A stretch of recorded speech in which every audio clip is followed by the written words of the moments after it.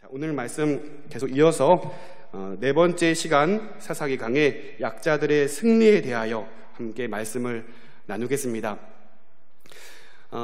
온니의 사사를 통하여서 우리가 교훈받았던 내용이 있다면 기억하라는 것이었습니다. 기억하여 영적인 분별력을 가지고 이 세대가 어떠한지를 보고 더욱더 하나님을 사랑하고 의지하라 라는 것을 우리는 분명히 온니를 통하여 알게 되었습니다. 더 중요한 것은 이스라엘을 위하여 행하신 하나님의 큰 일이 잊혀지지 아니할 수 있도록 다음 세대에게 전하는 것이, 기억하게 하는 것이 너무나 중요하다라는 사실을 우리는 온니를 통하여 알게 되었습니다. 두 번째 사사인 에훗 이야기를 통하여서는 약점인 그 왼손을 가지고 하나님께서 이스라엘을 구원해내시는 이스라엘을 위한 하나님의 큰 일을 우리는 바라보게 되었습니다. 특별히 베냐민 지파의 에훗이었습니다.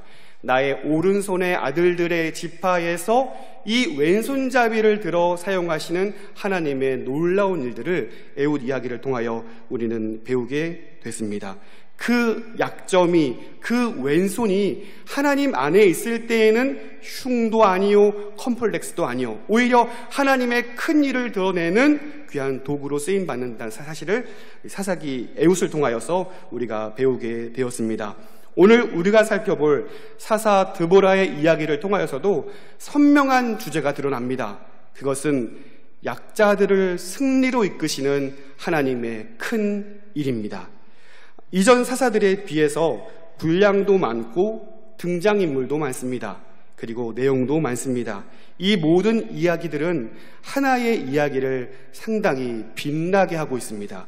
그것은 에훗의 오른손이 되어주신 하나님께서 모든 약자들의 강함이 되어신다는 사실을 분명히 보여주고 있습니다. 자, 우리 교환을 보시면서 사사기 드보라의 이야기를 구조를 한번 살펴보도록 하겠습니다. 드보라 이야기에 나타난 사사기의 순환 구조 7가지 단계가 여기서도 등장을 하게 되는데요. 먼저는 이스라엘이 하나님께 범죄하는 첫 번째 단계입니다. 4장 1절에 그 내용이 나오는데요.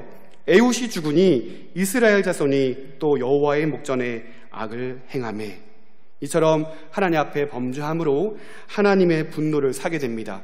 4장 2절부터 3절 상반절까지 내용인데요. 여호와께서 하솔에게 통치하는 가나안 왕 야빈의 손에 그들을 파셨으니 야빈 왕은 철병거 900대가 있어 20년 동안 이스라엘 자손을 심히 학대했으므로 하나님의 분노를 사게 됩니다. 3단계입니다. 이러한 분노, 하나님의 진노를 통하여 이스라엘 백성들은 하나님께 간구하게 됩니다. 4장 3절 후반절입니다. 이스라엘 자손이 여호와께 부르짖었더라. 네 번째 단계는요, 이 간구를 들으신 하나님께서 구원자를 세워주십니다. 4장 4절에 그때에 라피돗의 아내 여선지자 드보라가 이스라엘의 사사가 되었는데, 사사를 통하여 또 적의 굴복이 또 성경에 분명히 등장을 하게 되는데요. 4장 23절에 이와 같이 이날에 하나님이 가나안 왕 야빈을 이스라엘 자손 앞에 굴복하게 하신지라. 이 이후로 이스라엘 땅에는 평안이 주어지게 됩니다. 5장 31절 하반절인데요. 그 땅이 40년 동안 평온하였더라. 자, 그런데요, 사사기 드보라 이야기에서는 7번째 단계를 언급하고 있지 않습니다. 드보라가 언제 죽었는지는 언급하고 있지 않고, 바로 다음 사사에 등장하는 대목에는 드보라의 죽음을 언급하지 않은 채로 이스라엘이 또 여호와 앞에 목전에 악을 행하였더라 라고 소개를 하고 있습니다. 여호와의 목전에 악을 행하였더라. 어쩌면 이것이 사사기의 주제가 아닌가라는 생각이 듭니다. 왜냐하면 모든 사사들이 언급되면서 이 7가지 순환이 다 나타나는 건 아니에요. 그런데 모든 사사들에게 반복적으로 언급되는 단계가 있는데, 그것이 바로 첫 번째 단계인 여호와 앞에, 여호와의 목전 앞에 악을 행하였더라. 이 장면은 모든 사사들에 걸쳐서 빠짐없이 나오기 때문입니다. 자, 오늘 시작하는 이 드보라 사사 이야기에서도 여호와의 목전에 악을 행하는데, 여기서도 또라는 단어가 나옵니다. 또 여호와의 목전에 악을 행하매. 사실 이 또라는 단어의 어원적인 의미는 다시 반복한다 이런 의미가 아니라 더하다, 증가하다 이런 의미를 가지고 있는 거예요. 그러니 우리가 한 가지 유추해 볼 수 있는 것은 사사시대가 점점 진행하면서 여호와 앞에 여호와의 목전에 악을 행하는 그들의 강도 또한 점점 심해지더라는 거예요. 마치 이스라엘의 이 죄악에 대한 내성이 생기는 것처럼 어떤 쾌락에 탐닉하는데 그 쾌락에 만족하지 않고 더 큰 쾌락을 추구하는 것처럼 하나님 앞에 더 큰 죄악을 그들이 버리고 있다는 사실입니다. 이와 마찬가지로 정비례하는 한 가지 내용이 있는데, 그들이 여호와 앞에 악을 행하면 행할수록 이방인들이 이스라엘을 압제하는 그 강도와 세기가 점점 심해진다는 것이었습니다. 온니엘 때에 이방인들이 그들을 다스리던 시기는 8년이었습니다. 에우세 때에는 이방인들이 그들을 압제하기를 18년 동안 압제했습니다. 그리고 드보라 사사 이때에는 20년 동안 그들을 압제합니다. 그리고 그들을 압제한다는 단어 또한 계속해서 더욱 심하다, 이런 표현들이 증가하고 있습니다. 온니엘, 이런 인물들을 통하여서 한때 평화가 주어지긴 했지만 그 평화의 시간 동안 하나님의 큰일이 세대를 이어지는 일은 참 어려운 일 같아 보입니다. 시간이 40년이 되었든 80년이 되었든 한 세대가 되었든 두 세대가 되었든 이스라엘은 여호와의 목전에 끊임없이 악을 행하고 이스라엘을 위하여 베풀어 주셨던 하나님의 큰일은 점점 잊혀지게 되는 이 사사기의 악순환을 우리는 분명히 보고 있습니다. 이번에는 하나님께서 이스라엘을 하솔에서 통치하는 가나안 왕 야빈의 손에 그들을 파셨습니다. 하솔은 갈릴리 호수의 그 북단 서쪽에 위치한 지역인데요. 여러분 지도를 한번 보시겠습니까?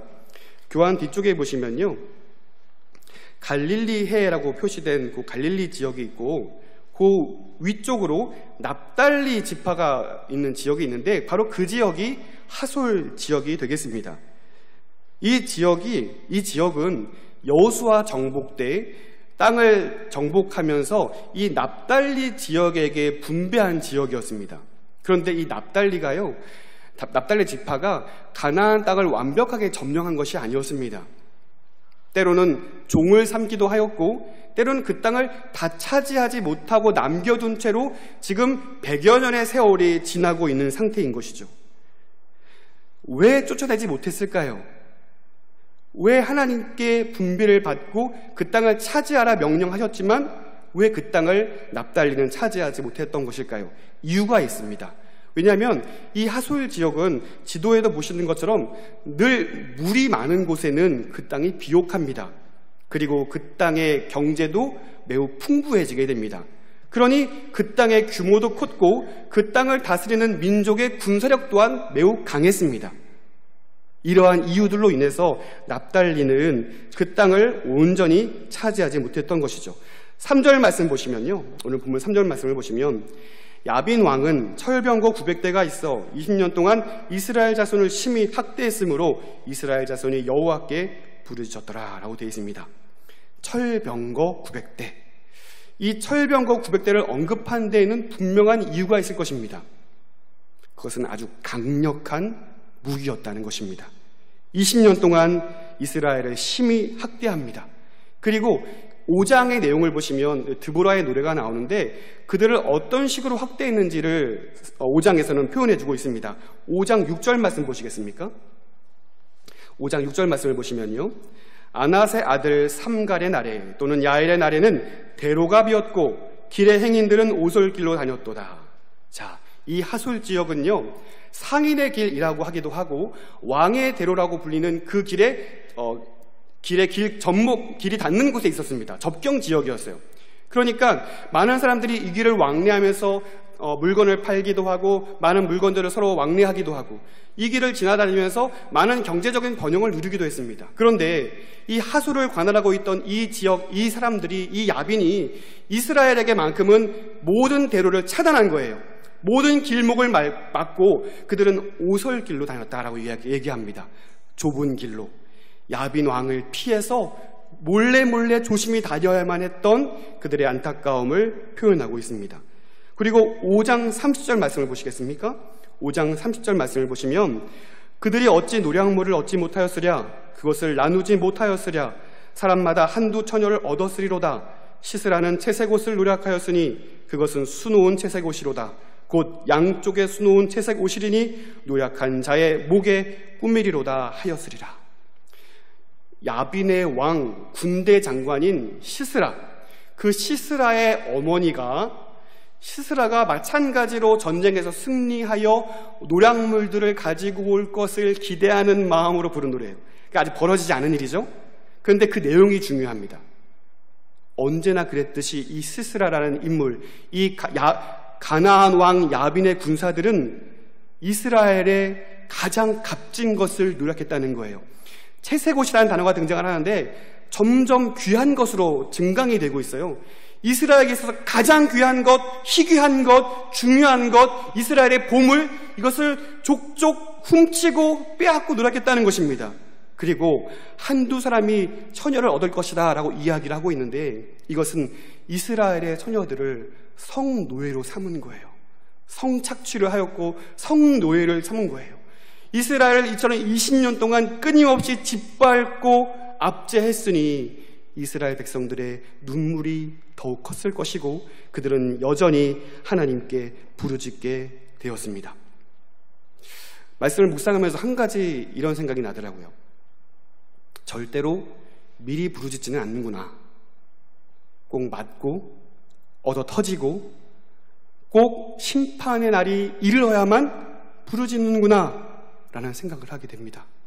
그런데 여러분, 사사기를 보면 볼수록 맞을 때 부르짖는 것도 귀하다라는 생각을 하게 됩니다. 왜냐하면 사사 입다 이후로는 백성들이 부르짖지도 않습니다. 하나님께 대하여 간구하지도 않습니다. 이처럼 이스라엘의 악행, 하나님께 대한 배역은 점점 더 악으로 치닫게 됩니다. 자, 이 백성들의 부르짖음을 들은 하나님께서 한 사사를 이스라엘을 위하여 세우십니다. 바로 드보라입니다. 자, 그런데요, 이 드보라는요, 우리가 앞에서 살펴본 다른 사사들과는 좀 대우가 다른 것 같습니다. 왜냐하면 온니엘도 그랬고 에훗도 그랬고 그들이 누구인지 소개를 별로 하지 않거든요. 온니엘을 여러분 기억하실까요? 온니엘을 보시면 갈렙의 아우 그나스의 아들, 끝. 하나 더, 하나님의 영이 임했다더라. 이게 온니엘에 대한 소개 전부입니다. 그럼 에훗은 어땠을까요? 베냐민 사람 게라의 아들 왼손잡이 에훗. 그나마 왼손잡이 요거 하나 추가를 하면서 에훗이 누구인지를 소개해주고 있어요. 그리고 에글론을 죽이는 장면을 소개하면서 이 에훗이 어떻게 쓰임 받았는가 또한 소개를 어느 정도는 해주고 있죠. 그런데 이 드보라를 소개할 때에는 무려 2구절을 할애하여서 이 드보라를 소개해주고 있습니다. 특별한 사사였고 특별한 인물이었습니다. 교환을 보시면요, 사사 드보라의 특징 3가지가 언급이 되고 있습니다. 첫 번째는 랍비돗의 아내입니다. 랍비돗의 아내, 유일한 여성 사사였습니다. 여기서 눈여겨보아야 할 단어가 있는데요, 랍비돗의 아내입니다. 랍비돗의 아내. 이 랍비돗이라는, 그러니까 드보라의 남편의 이름이 랍비돗인데 랍비돗의 뜻이 뭐냐면 랍비도트에서 횃불입니다. 그리고 랍비돗의 아내, 이샤라는 말은 아내라는 뜻도 있지만 여성을 가리키는 여성이라는 의미도 있어요. 그러니까 좀 직역을 해보자면 랍비도트 이샤 해서 횃불의 여인입니다. 횃불의 여인. 어두운 밤길을, 많은 사람들을 인도할 때 어두운 밤길을 안전하게 인도할 수 있는 유용한 도구가 있다면 그것이 바로 횃불일 것입니다. 어두움을 물러가게 하고 많은 사람들을 어두움으로부터 안전하게 옳은 길로 인도하는 데 가장 유용한 도구는 바로 횃불일 것입니다. 횃불을 들고 있는 여인 드보라, 이 여인이 이제 이스라엘을 위하여 어떤 일을 행할지를 이미지로 구체화시켜주고 있습니다. 두 번째, 그녀의 특징은 선지자였습니다. 말 그대로 선지자는 하나님의 말씀을 전하는 사람이었습니다. 그래서인지는 잘 모르겠는데요, 이 드보라에게는 하나님의 영이 임했다라는 표현이 등장하지 않습니다. 왜냐하면 이미 그녀는 하나님의 말씀을 듣고 하나님의 말씀을 대언하는 사람이었기 때문에 그렇습니다. 그는 늘 하나님의 말씀과 함께하였고 하나님과 친밀하게 하나님과의 교제를 누리던 영적인 사람이었음을 분명히 언급해주고 있습니다. 그리고 바락과 함께 전장에 참여하긴 하지만 그녀가 직접 군사를 진두지휘하지는 않습니다.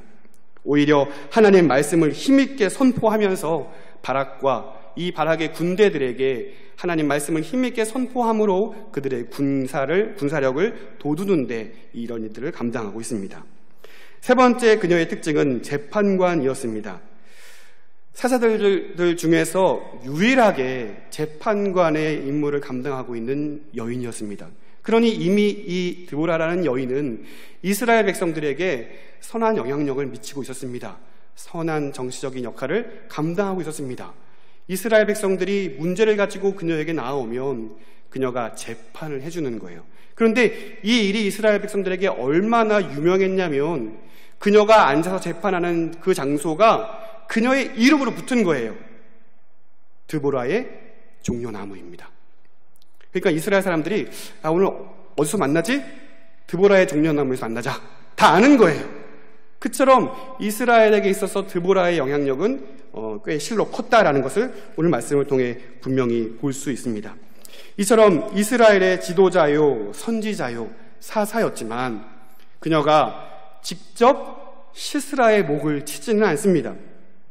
이스라엘을 구원할 조력자를 하나님께서 세우시고 이 드보라를 통하여서 바락에게 하나님의 명령을 전달하고 계십니다.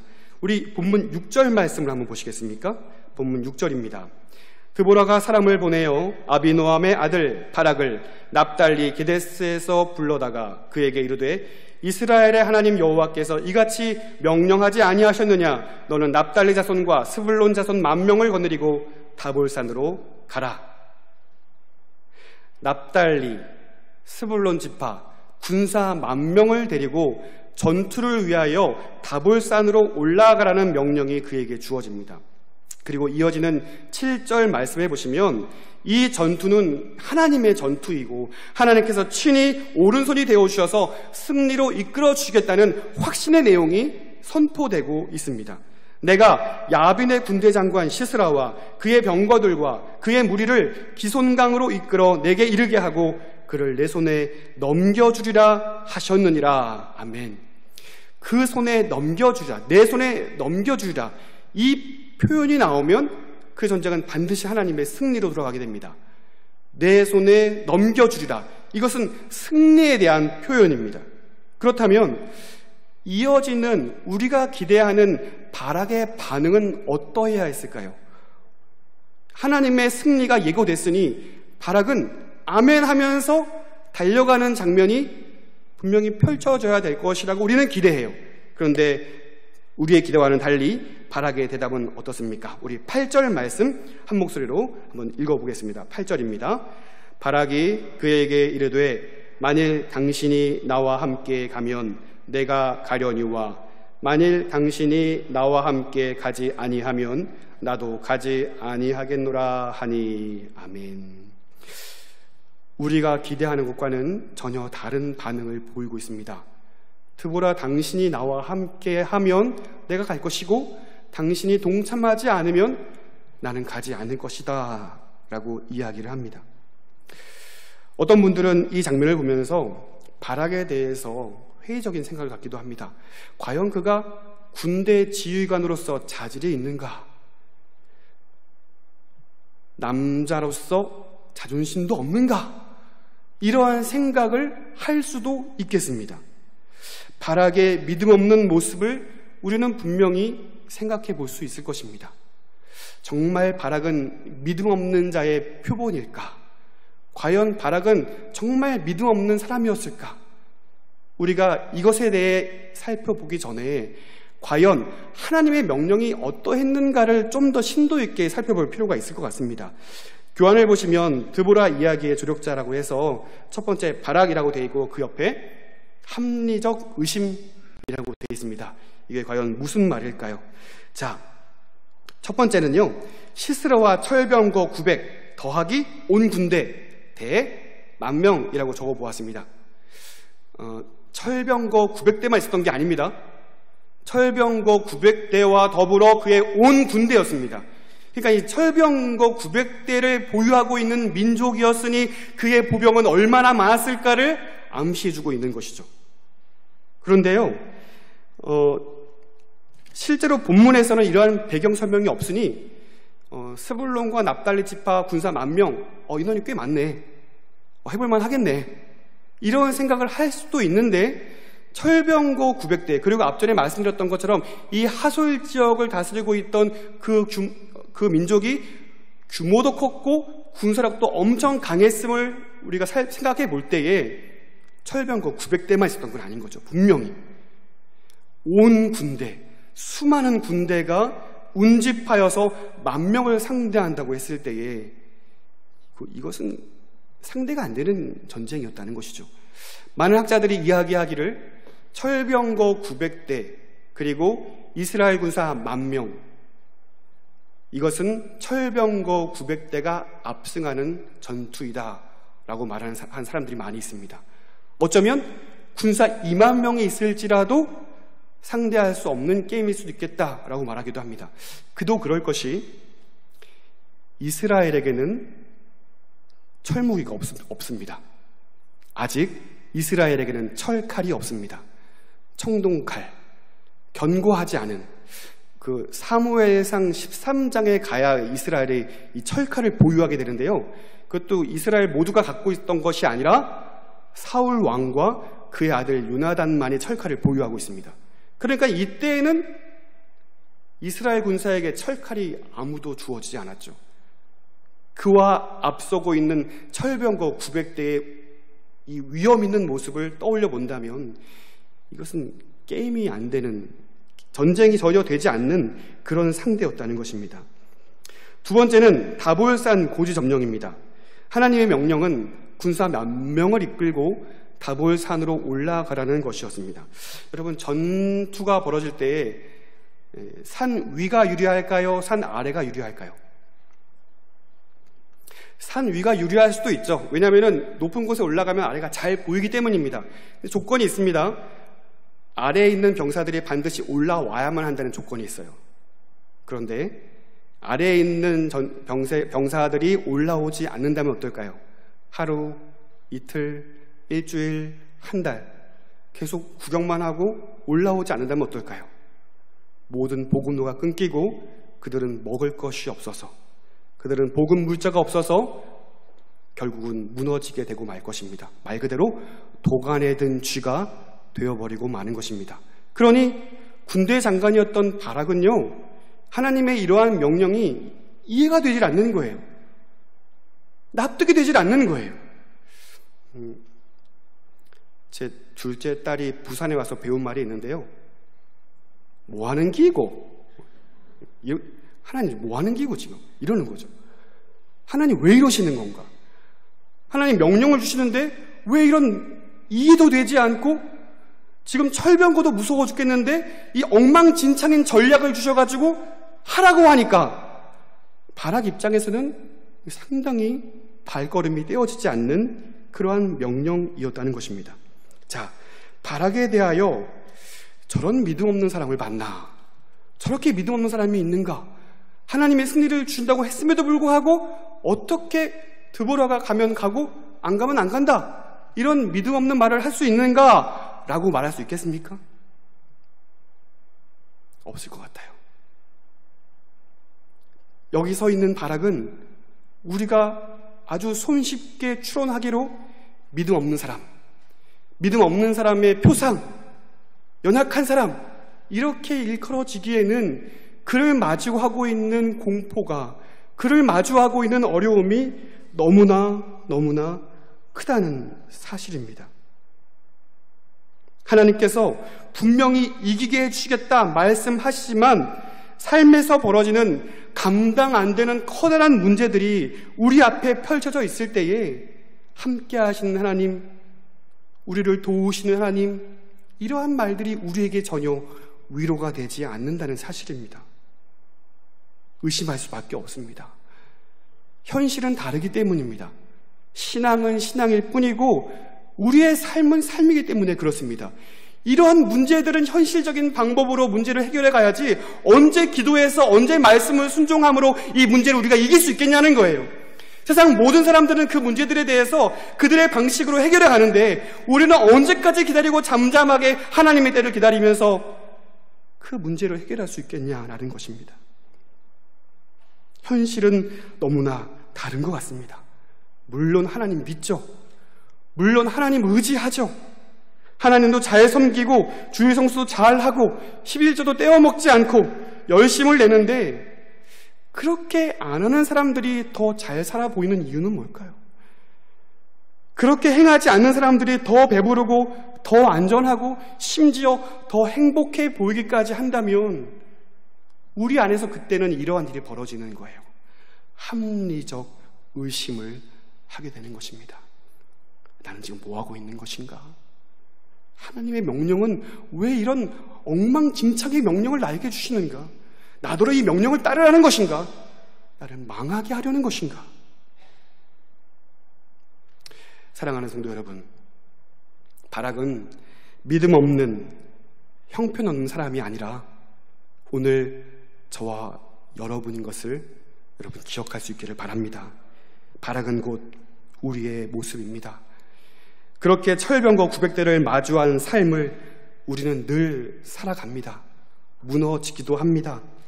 합리적 의심을 통하여 하나님의 방법보다는 세상의 방법을 택하고 거기서 안전을 누리려고 애를 쓰기도 합니다. 그런데 중요한 것은 오늘 본문을 보면서 우리가 놓치지 말아야 할 중요한 사실은 바락은 순종하였다는 사실입니다. 시스라와 그의 군대가 얼마나 큰 두려움이었겠습니까? 그러나 바락은요, 다보라와 함께 다볼산으로 올라갑니다. 그 죽음의 자리로 하나님의 명령에 순종하여 그 길로 묵묵히 나아갑니다. 히브리서 11장 32절부터 33절까지 말씀은 바락에 대해서 이렇게 소개해주고 있습니다. 우리 다 함께 말씀을 읽겠습니다. 내가 무슨 말을 더 하리요? 기드온, 바락, 삼손, 입다, 다윗 및 사무엘과 선지자들의 일을 말하려면 내게 시간이 부족하리로다. 그들은 믿음으로 나라들을 이기기도 하며 의를 행하기도 하며 약속을 받기도 하며 사자들의 입을 막기도 하여. 아멘. 바락, 그는 다른 사사들과 함께 그 이름을 나란히 하고 있습니다. 심지어 다윗, 사무엘과도 그 이름을 나란히 하는 믿음으로 행한 믿음의 사람으로 일컬어지고 있습니다. 여러분, 우리 모두에게 연약함이 있습니다. 무섭고 두려운 일이 여전히 우리의 삶을 마주하고 있습니다. 하지만 하나님의 명령에 순종하여 오늘 이스라엘을 위하여 우리를 위하여 행하시는 하나님의 큰 일을 경험할 수 있는 저와 여러분 될 수 있기를 주님의 이름으로 소원합니다. 여러분 10절 말씀을 보시기 바랍니다. 본문 10절 말씀을 보시면요, 바락이 스불론과 납달리를 게데스로 부르니 10,000명이 그를 따라 올라가고 드보라도 그와 함께 올라가니라. 아멘. 하나님의 명령에 순종하였고 하나님의 전투가 이제 곧 치러지게 됩니다. 이미 그 전쟁에 대한 승리는 선포되었고 바락의 순종을 통하여 하나님의 승리가 이제 곧 현실화되는 것을 우리는 기다리고 있습니다. 자, 우리 함께 12절 말씀도 읽어보도록 하겠습니다. 본문 12절 한번 읽어주시기 바랍니다.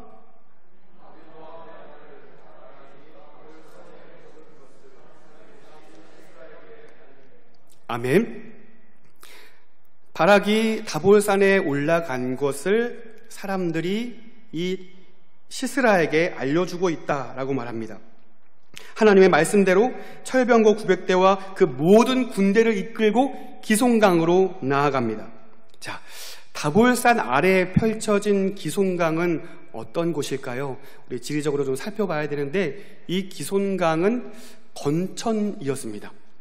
건기 때에는 마른 땅이 되어서 밟을 수 있는 땅이 되고요, 우기 때가 되면은 급류가일 정도로 물이 일렁이는 그런 곳이 바로 이 기손강이었습니다. 그렇다면 시스라가 바보가 아닌 이상해야 우기 때 갈 리가 없죠. 이때는 건기였던 것 같습니다. 7절 말씀에 내가 야빈의 군대 장관 시스라와 그의 병거들과 그의 무리를 기손강으로 이끌어 내게 이르게 하고 그를 내 손에 넘겨주리라 하셨느니라. 시스라는 바락과 그의 군사들이 다볼산에 들어갔다는 소식을 듣고 이제 너희들은 도관에 든 쥐다, 걸려들었어 하고 달려갔을 것입니다. 그런데 7절 말씀에 이미 예고되었던 것처럼 걸려든 것은 바락이 아니라 시스라였다는 사실을 우리는 분명히 보게 됩니다. 오히려 바락과 그의 군사들을 통하여서 이 시스라를 이쪽으로 인도하기 위한 하나님의 유인책이었다는 사실을 오늘 본문 말씀을 통하여 우리는 분명히 보게 되는 것이죠. 그리고 12절에서 우리가 봤던 것처럼 누가 시스라에게 알려줬는지는 밝히고 있지 않아요. 어떤 사람이 알려줬다더라 라고 얘기하는 거예요. 사실상 그게 누구인지는 중요하지 않아요. 하나님의 유인책에 걸려든 이 시스라가 상당히 중요한 맥락이 되겠습니다. 이윽고 드보라가 명령을 내립니다. 바락과 10,000명의 군사는 거침없이 산 아래로 내려갑니다. 14절과 15절 말씀을 제가 읽어보겠습니다. 드보라가 바락에게 이르되 일어나라. 이는 여호와께서 시스라를 내 손에 넘겨주신 날이라. 여호와께서 너의 앞서 나가지 아니하시느냐 하는지라.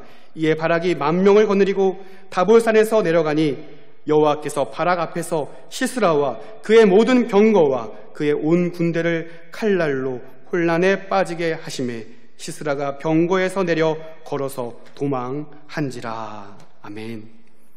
하나님께서 바락 앞에서 전투를 벌이시고 있습니다. 시스라의 자랑이었던 철병과 그들의 무기로, 그들의 칼날로 오히려 그들을 혼란케 하시고 그들을 패배하게 하였습니다. 이 장면을 5장에서는 기손강이 마치 갑작스레 우기가 되어서 그들을 급류로 몰아내셨다라는 표현을 하고 있습니다. 5장 21절 말씀을 보시면요, 기손강은 그 무리를 표류시켰으니 이 기손강은 옛 강이라 내 영혼아 내가 힘있는 자를 밟았도라. 결국 이 전쟁에서 패한 시스라는요, 모든 병사들의 죽음을 내버려 둔 채 홀로 걸어서 도망을 가게 됩니다. 겐사람 헤벨의 아내 야엘의 장막에 이르게 되는데요, 그곳에 이른 이유를 17절에서 이와 같이 소개해주고 있습니다. 이는 하솔 왕 야빈과 겐사람 헤벨의 집 사이에 화평이 있습니다. 그러니까 야빈 왕과 헤벨 집안에 이 화평 조약을 맺은 거예요. 그러니까 그 집에 들어가면 아군이니까 내 목숨을 보장받을 수 있겠다 하여 그 집으로 찾아간 것 같습니다. 그래서 이와 같은 인사말로 이 야엘이 전쟁에 패한 시스라를 안심시키고 있습니다. 18절에 보시면요, 야엘이 나가 시스라를 영접하며 그에게 말하되 나의 주여 들어오소서, 내게로 들어오시고 두려워하지 마소서 하매 그가 그 장막에 들어가니 야엘이 이불로 그를 덮으니라. 아멘. 전쟁에 패했습니다. 모든 것을 내버려 둔 채로 홀로 걸어가야만 할 정도로 상태가 좋지 않았습니다. 그리고 한 여인을 만나게 되었는데 그를 환대하고 따뜻하게 맞아주고 마치 모든 상황을 알고 있는 것처럼 두려워하지 말라라고 얘기해 줍니다. 그리고 피곤에 쩔어 있는 그의 모습을 바라보면서 이불을 덮어줍니다. 그의 마음이 얼마나 큰 위로가 되었고 안심이 되었을까요? 그리고 그녀에게 물을 한 잔 부탁을 합니다. 그런데 이 야엘은 물이 아니라 우유를 대접합니다. 이런 극진한 환대를 받은 이 시스라의 마음이 완전히 녹는 거예요. 그리고 나서 처음에는 아주 부드럽고 완곡하게 청하거나 부탁을 했는데 이제 그의 마음의 의심을 다 내려놓으니 그가 일반적으로 다른 병사들에게 명령을 하는 것처럼 이 야엘에게 명령을 하고 있습니다. 자, 20절 말씀을 보시기 바랍니다.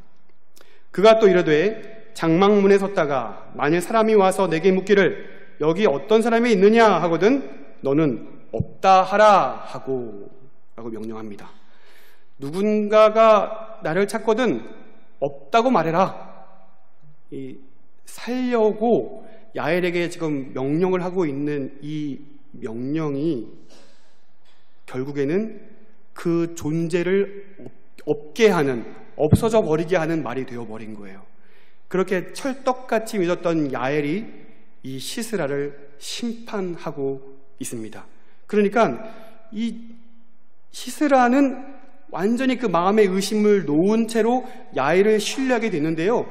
야엘은 오히려 그의 마음을 놓게 하기 위해서 이러한 모든 전략을 짰다는 거예요. 여러분 아시죠? 우유는 수면 성분이 있습니다. 깊은 잠을 빠지게 하여서 이제 없는 존재로 만들어버리기 위하여 야엘은 계획을 짰고 실제로 그 일을 수행하게 됩니다. 자, 우리 말씀 한번 읽어보실까요? 21절 말씀 다 함께 읽어보겠습니다. 21절입니다. 그가 깊이 잠드니 헤벨의 아내 야엘이 장막 말뚝을 가지고 손에 방망이를 들고 그에게로 가만히 가서 말뚝을 그의 관자 놀이에 박음에 말뚝이 꿰뚫고 땅에 박히니 그가 기절하여 죽으니라. 아멘. 자, 드보라 이야기의 조력자 두 번째 야엘을 우리가 얘기하고 있는데요. 여러분 지금 1절 이 말씀을 읽으면서 에웃의 이야기가 떠오르지 않으셨습니까? 1초면 끝나버릴 이 사건을 아주 장황하게 설명하고 있습니다. 에웃의 이야기를 소개해드리면서 이 장면이 마치 슬로우 비디오와 같이 그 장면을 상세히 소개하고 있다고 말씀을 드렸는데 오늘 이 장면도 마찬가지 기법으로 소개해주고 있는 것 같습니다. 1초도 안 돼서 끝나버릴 이 상황을 아주 슬로우 비디오처럼 천천히 몰입해서 보여주고 있는 것입니다. 왜 그랬을까요? 중요하기 때문입니다. 그 드라마를 보시면 절정의 순간에 그 피사체를 내버려 두고 주위를 뱅글뱅글 돌잖아요. 전방위를 보여주는 이유가 뭡니까? 중요하기 때문입니다. 정말 중요한 순간에 그 드라마의 전개가 빠르게 진행이 되다가 중요한 순간이 되면은 다음 화에 이러면서 멈추죠. 점점 질질 끈단 말이에요. 왜냐하면은 그 사건이 절정이고 중요하기 때문에 그렇습니다. 이 장면도 마찬가지입니다. 시스라 이야기, 드보라의 이야기에서 시스라의 이 죽음은 이스라엘의 구원과 직접적인 연관을 가지고 있고 그들의 구원에 있어서 아주 중요한 이야기이기 때문에 묘사해서 슬로우 비디오로 정확하게 한 장면도 빠지지 않고 보게 하는 것입니다. 이 장면이 반복적으로 소개가 되는데요. 22절 후반절에도 다시 한번 이 장면이 소개가 됩니다. 언제 소개가 되는 거냐면 바락이 그 현장에 나타났을 때에 바락이 보는 장면으로 이 장면을 얘기해주고 있습니다. 22절 후반절에 바락이 그에게 들어가 보니 시스라가 엎드러져 죽었고 말뚝이 그의 관자놀이에 박혔더라 라고 얘기합니다. 여기서 끝이 아닙니다. 이 장면이 또 언급되면서 이스라엘의 승리가 거듭되는데요. 5장 26절과 27절 말씀입니다. 5장 26절, 27절 말씀 제가 한번 읽어보겠습니다. 손으로 장막 말뚝을 잡으며 오른손에 일꾼들의 방망이를 들고 시스라를 쳐서 그의 머리를 뚫되 곧 그의 관자놀이를 꿰뚫었도다. 그가 그의 발 앞에 구부러지며 엎드러지고 쓰러졌고 그의 발 앞에 구부러져 엎드러져 그 구부러진 곳에 엎드러져 죽었도다. 랩하는 것 같죠? 구부러져 엎드러지고 그 발 앞에 또 엎드러지고 죽은 사람을 또 이렇게 세워서 엎드려. 지금도 텔레비전을 틀면 2002년 월드컵전이 재방송이 됩니다. 몇 년이 지났습니까? 왜 계속 보여주는 거예요? 2002년 여름 그날 우리 한국은 승리의 날이었고 저는 그때 군대에 있었습니다. 안타깝게도. 하지만 너무 기뻤어요. 이 군대 지휘관들이 텔레비전을 보여주게 하더라고요. 이 훈련 시간임에도 불구하고 너무나 중요한 순간이었기 때문에 그런 것 같습니다. 반복적으로 계속 보여주고 있습니다. 이스라엘의 승리, 20년 동안 그들을 압제하고 못살게 굴었고 힘들게 했던 그 대적이 죽는 그 순간을 반복해서 또 보여주고 또 보여주는 거예요. 다른 말로 하면 기억하고 또 기억하라는 거예요. 너희를 위하여 행하신 하나님의 큰 일을 까먹지 말고 기억하고 계속해서 기억하여서 너희들만 기억하지 말고 다음 세대에 이르기까지 계속해서 기억하라는 것입니다. 이스라엘을 위하여 행하신 하나님의 큰 일을 기억하고 또 기억하라고 명령하고 있는 것입니다. 그렇다면 이 시스라를 죽인 야일은 이스라엘을 위한 훈련된 용병이었을까요? 이날을 위해서 먹지도 않고 수십 년 동안 훈련하고 산에 올라가서 많은 동물들을 죽이고 훈련된 사람이었을까요? 전혀 그렇지 않다는 것입니다. 평범한 가정주부였습니다. 한 가지 우리가 배경적인 지식을 아셔야 되는데요. 그 당시에 여성의 일 중에 하나가 뭐였냐면 장막을 치는 일이었습니다. 장막을 펼치고 뜯고 하는 일이 여성의 일이기도 했습니다. 그러니까 여성에게 있어서 아주 익숙한 도구가 있다면 장막 말뚝이었습니다. 그리고 그 장막 말뚝을 박는 방망이였습니다. 그에게 익숙한 것으로 그는 이스라엘의 구원을 이루어내고 있습니다. 그리고 또 한 가지, 이 시스라, 야빈의 군대 장관 시스라, 그는 한 여인에게 비참한 죽음을 맞이하게 됩니다. 당시 군대 장관으로서 가장 비참하고 가장 부끄럽고 가장 치욕적인 죽음이 있다면 여성의 손에 죽는 일이었습니다. 이스라엘을 압제하던 그 군대 장관 시스라가 한 여인의 손에서 죽었다.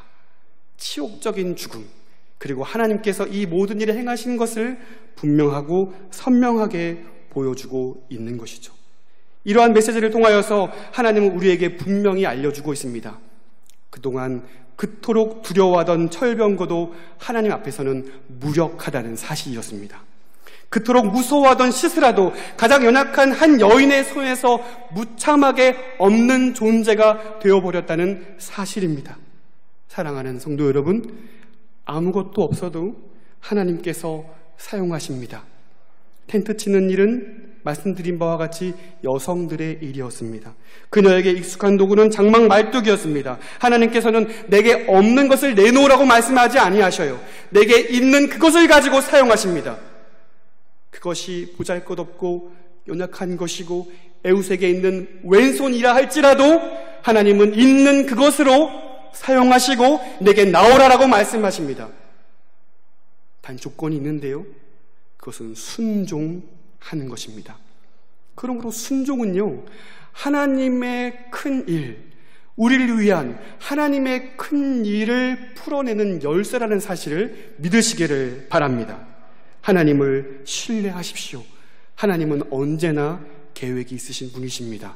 그것이 우리에게는 얼토당토하지 않은 방법 같기도 하고 우리에게는 해결이 전혀 되지 않을 것처럼 보이는 어려운 문제일 것 같지만 순종하는 자에게 하나님의 큰 일은 우리에게 경험될 줄로 믿습니다.